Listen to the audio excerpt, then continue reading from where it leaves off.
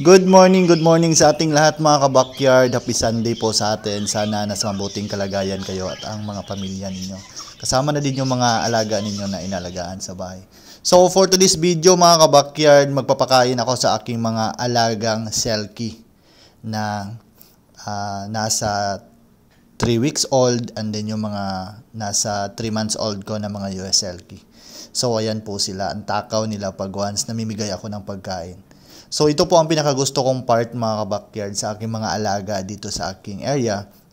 Pag once namimigay na ako ng pagkain dahil ang ganda talaga nilang kumain and then napapasaya nila ako pag once nakikita ko sila na maganda ang kanilang pangangatawan and then malulusog sila at malalakas kumain. So ito kasi ang kasiyahan ng isang nag-aalaga ng manok mga ka-backyard pag once walang sakit ang kanyang alaga at healthy sila. Dahil pag once mayroon pong inindang sipon o mga karamdaman ng ating mga alagang manok is nakakadismaya po. Pero hindi tayo magpapadala sa mga ganong senaryo dahil part po yan ng pagmamanok na mayroon talagang ma-encounter na sipon, ubo, ang ating mga alagang manok na inalagaan. So mayroon naman tayong gamot na pwedeng igamot sa kanila para hindi lumala.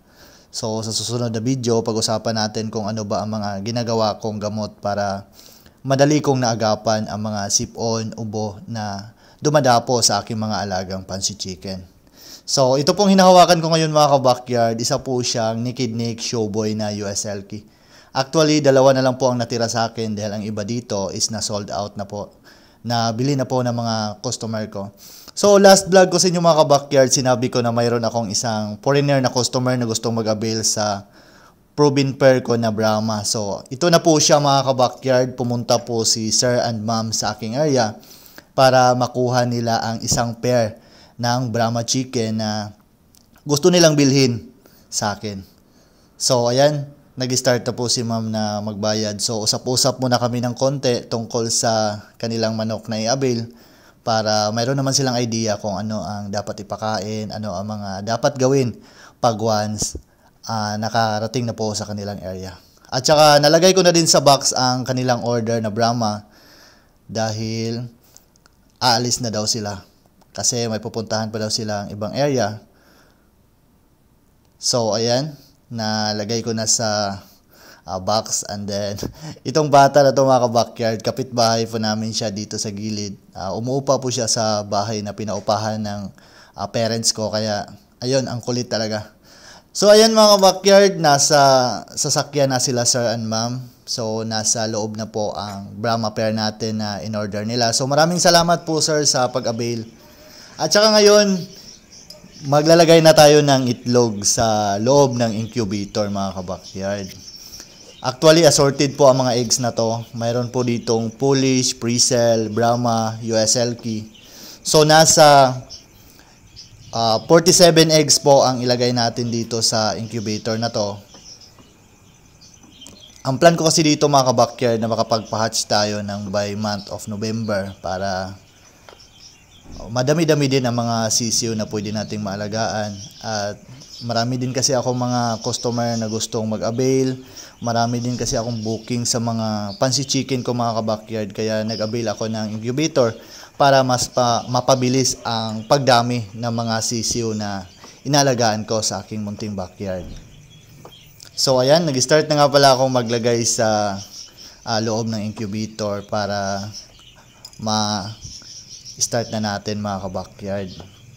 So ang incubator nga pala na ito mga ka-backyard is fully automatic po siya. So hindi na po natin kailangan na tayo ang mag-rotate sa mga itlog dahil nga automatic na po siyang gumagalaw. So, na-order ko po ito sa Shopee. At ang price po nito is nasa 8,000 po ang price. So, ipinakita ko sa inyo mga ka-backyard para malaman ninyo kung ano ang procedure ko pag once naglalagay ako ng itlog sa incubator. At para may idea din kayo pag once bumili kayo nito. So, ganito lang po ang pagkalagay sa itlog mga ka-backyard. Dahil kusa na po yung rumorotate pag once na start na natin. At saka medyo madami-dami din ang itlog ng mga Brahma chicken ko na nakuha. I hope na marami ang ma-hatch nito para mabigyan ko ang lahat ng mga nagpa-reserve sa akin ng mga sisiyo para maka-avail silang lahat at para makaalaga din sila ng mga ganitong klaseng manok sa kanilang mga area. Maganda kasi mag-alaga ng Brahma mga ka-backyard. Unang-una, pag once nag-ihaw tayo sa kanila is malaki talaga ang kanilang karne. And then pangalawa, pag once gawin nyo silang for pet is maganda namang gawing pet dahil nga friendly po ang mga Brahma chicken. At napakatangkad po nila pag once lumaki na po sila.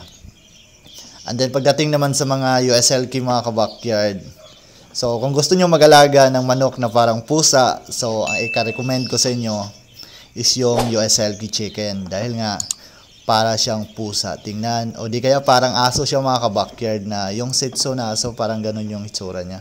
At saka maganda din siyang gawing pet dahil nga napaka-friendly po ng mga USLK. At kung nag-ihaw naman kayo, is pwede naman siyang ihawin dahil nga good for meat naman siya. At saka yung ano niya, yung karne niya is black meat po na maganda po sa ating katawan. Dahil nga marami po tayong makukuha mga vitamins pag once nag-ihaw tayo ng USLK. So ayan, na-start ko na po mga ka-backyard ng incubator. So dito sa pinindot ko, yan po yung paglagayan natin ng itlog pag once nag-candling tayo. So, ayan, in-off ko na po. At saka, yung may number 1 mga ka-backyard, yan po yung number of days. Kung ilang days na po nasa loob ng incubator ang itlog na isinalang natin. At saka, ito namang 31.0. So, yan po ang temperature ng mga ka-backyard. So, ganito lang po kadali mga ka-backyard ang paglagay sa itlog pag once na incubate tayo. So, mas maganda na bumili kayo ng incubator na fully automatic para hindi na kayo mag-rotate pa sa mga itlog ng inyong mga alagang manok. So, ayan po ang hitsura ng itlog pag nasa loob na ng incubator. So, kusa na po yung rumorotate mga ka-backyard. So, update ko na lang kayo pag once nag-candling na ako kung ilan ba ang mga fertile eggs na makukuha natin. So, God bless po sa ating lahat mga ka-backyard. Happy Sunday po sa atin. Mag-ingat po tayo palagi.